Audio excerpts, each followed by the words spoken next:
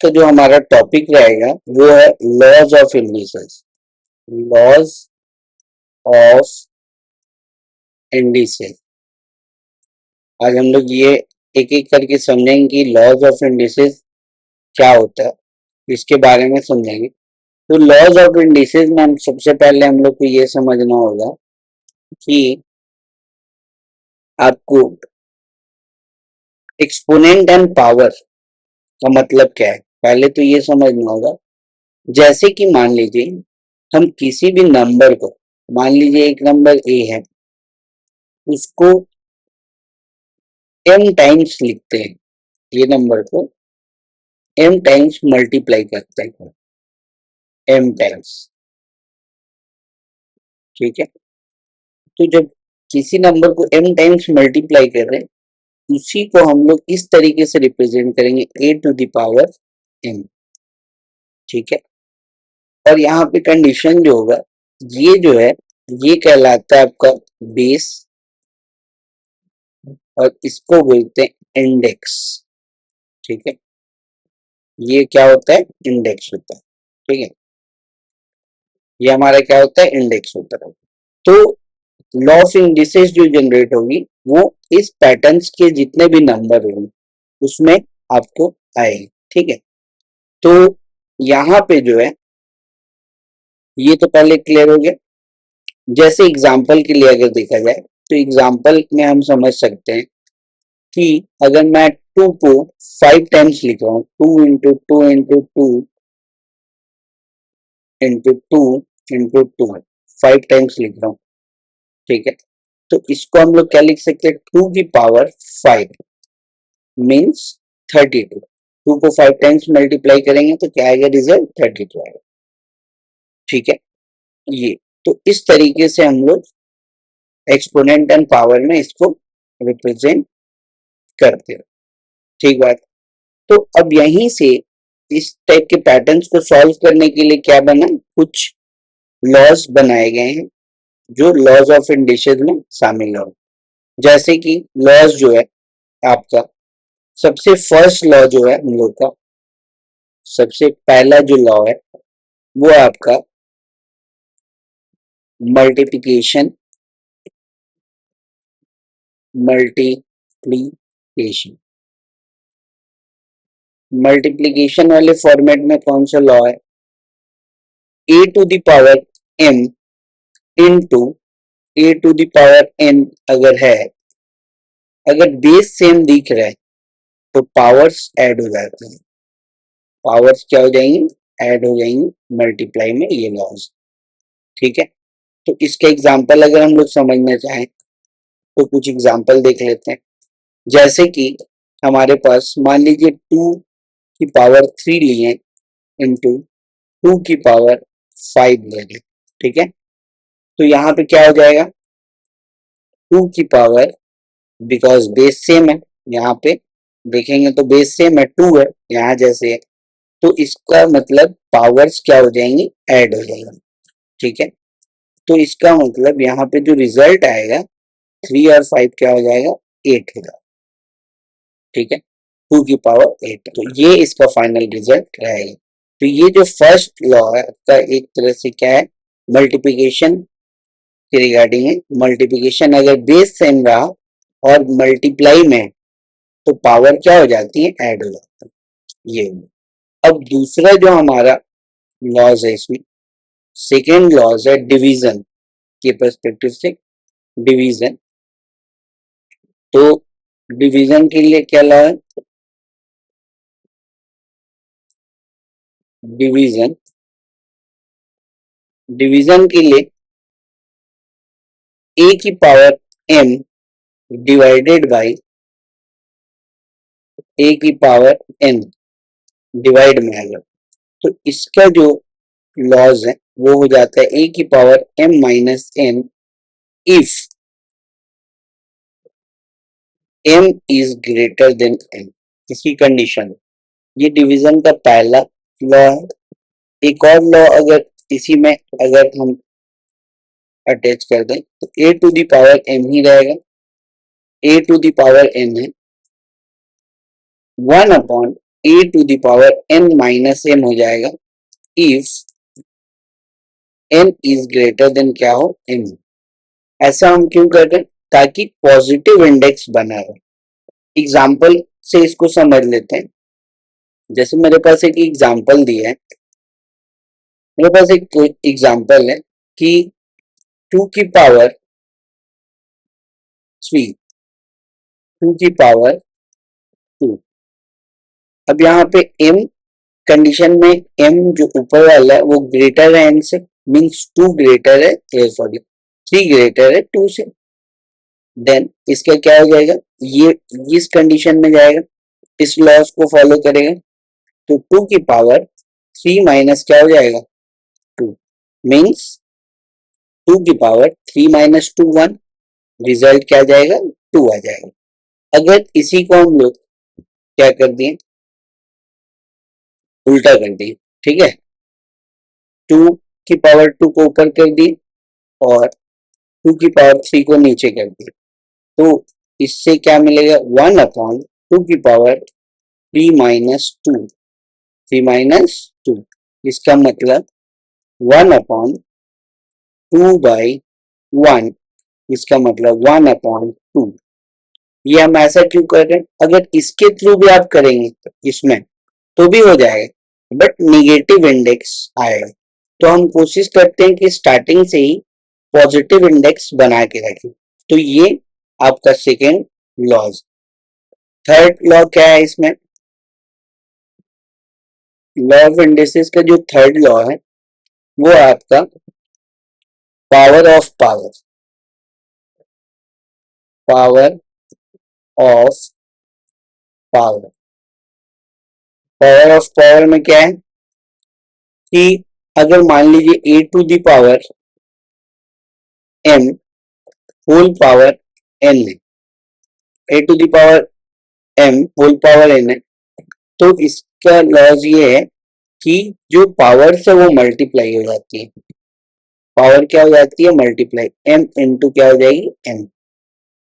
अच्छा, ये सारे कंडीशन में एक चीज ध्यान रखेंगे कि ये जो कंडीशन ली गई है उसमें बेस, बेस जो है वो नॉन जीरो होगी, मतलब जीरो को छोड़ के कोई भी नंबर हो सकती है, जीरो नहीं होना चाहिए, ठीक है। ए जो है वो नॉन जीरो होना चाहिए, मतलब डायरेक्टली हम बोल सकते हैं कि ए क्या होनी चाहिए, जीरो नहीं होनी चाहिए, तब ये लॉज फॉलो करेंगे, ठीक है। तो A to the power M N, तो इसका एग्जांपल हम लोग समझ लेते हैं। अगर हमारे पास 2 की पावर 3 नंबर्स है और उसकी होल पावर 2 है, तो इसका मतलब है कि 2 की पावर सीधा इनटू में आ जाएगा ये दोनों, तो क्या हो जाएगा 3 इंटू 2, तो रिजल्ट क्या मिलेगा 2 की पावर 6 मिल जाएगा, ठीक है। 2 की पावर 6 को सॉल्व करेंगे तो 64 रिजल्ट दे देंगे। उसके बाद नेक्स्ट जो हमारा है फोर्थ लॉ, फोर्थ लॉ में पावर ऑफ पावर हो गया, उसके बाद है negative power, negative negative power, ठीक है। निगेटिव पावर क्या है, अगर ए टू द पावर माइनस है में, तो वो जैसे डिनोमिनेटर में जाएगा वो पॉजिटिव हो जाएगा, अगर डिनोमिनेटर में ऊपर जाके ये निगेटिव हो जाएगा। तो इसका एग्जांपल समझ लेते हैं।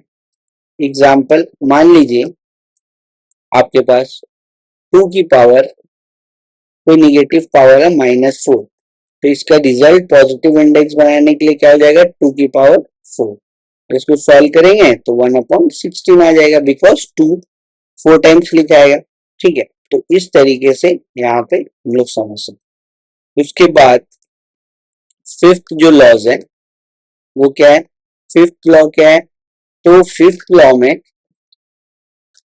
हम लोग के पास है पावर ऑफ जीरो, क्या है power of zero. Power of zero क्या होता है कि अगर ए नॉन जीरो है, हर बार ए नॉन जीरो ही होगा, तो ए की पावर जीरो हमेशा वैल्यू क्या देता है, 1 देता है, ये ध्यान रखना। तो इसका एग्जांपल देख लेते हैं कि अगर मान लीजिए हमारे पास एग्जांपल कोई भी नंबर हो, नॉन जीरो नंबर, मान लीजिए 2 की पावर 0 लिखें तो इसका सीधा रिजल्ट 1 मिलेगा। p की पावर 0 लिखें, सीधा रिजल्ट 1 मिलेगा। कंडीशन ये होनी चाहिए कि p 0 नहीं होना चाहिए, ठीक है। 7 की पावर 0, इसका भी रिजल्ट 1। x की पावर 0, इसका भी रिजल्ट 1। तो कोई भी नॉन जीरो बेस का रिजल्ट पावर 0 करेंगे तो रिजल्ट क्या देता है, 1 देता है। ये हो गया पांचवा लॉस। उसके बाद 6 लॉस जो है, छठवां लॉस क्या है, फ्रैक्शनल पावर है। Fractional fractional power. Fractional power क्या है कि अगर मान लीजिए a to the power m by n लिखा है, a to the power m by n, तो वो क्या हो जाता है, इसको हम लोग इस तरीके से लिख सकते हैं, root over n a to the power n, ठीक है। मान लीजिए यहाँ पे एग्जांपल अगर समझें तो हमारे पास अगर कोई मान लीजिए नंबर है 2 की पावर 3/2, समझने के पर्पज से, तो इसको हम लोग लिख सकते हैं 2 रूट ओवर 2 की पावर 3। इस तरीके से इसको हम लोग लिख सकते हैं। तो ये हो गया फ्रैक्शनल पावर। उसके बाद और भी कुछ लॉज हैं, जैसे कि एक लॉज है कि अगर a to the power m रहा divided by a to the power n, ठीक है, ये कंडीशन है। तो इसको हम लोग डायरेक्टली ऐसे भी लिख सकते हैं कि a बेस सेम है, सॉरी, अच्छा ये तो वही वाला हो गया, इसको हम काट देते हैं, ये सेम बेस हो गया, बेस अलग अगर हो गया,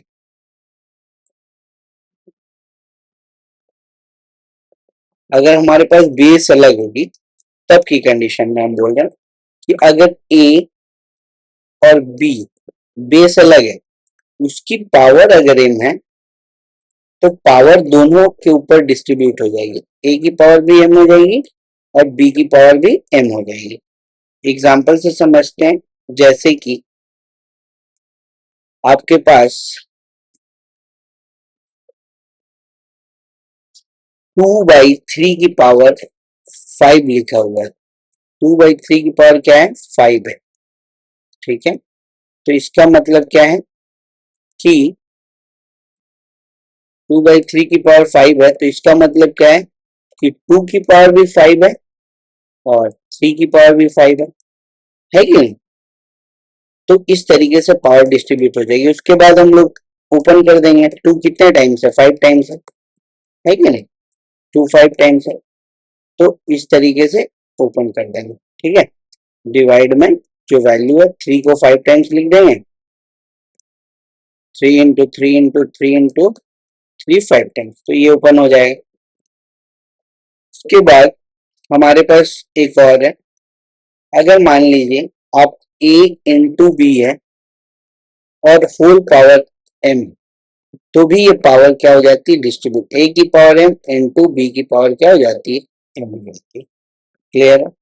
अब इसका भी एग्जांपल देख लेते हैं।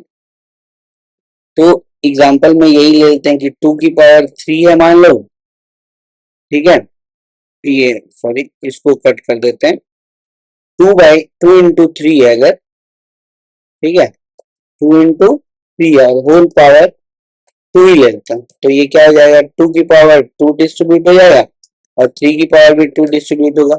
इसका मतलब है कि 2 2 टाइम्स है और इंटू 3 भी 2 टाइम्स है, ठीक है। तो इस तरीके से हम लोग ये सारे लॉज को समझ लेंगे, ठीक है। तो बेसिक जो मेन जो लॉज है, ठीक है ना, आपके इतने 8 लॉज ऑफ इंडिसेस में आपका दिया हुआ है, ठीक है। तो ये सारा चीज जो हो रहा है वो ध्यान रहे ये कि जो बेस है, ठीक है ना, जो बेस है वो नॉन जीरो होना चाहिए, ठीक है, नॉन जीरो होगा और m एंड n जो है वो इंटीजर है, m and n are integer.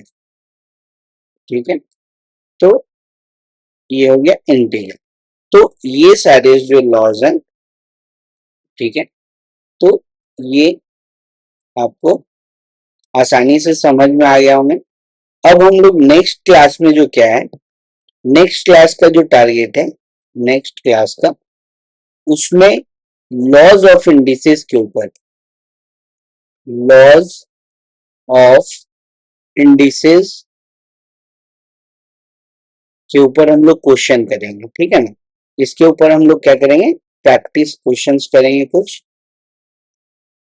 ठीक है, क्वेश्चन। ठीक है, तो यहाँ तक आज हम लोग रखते हैं।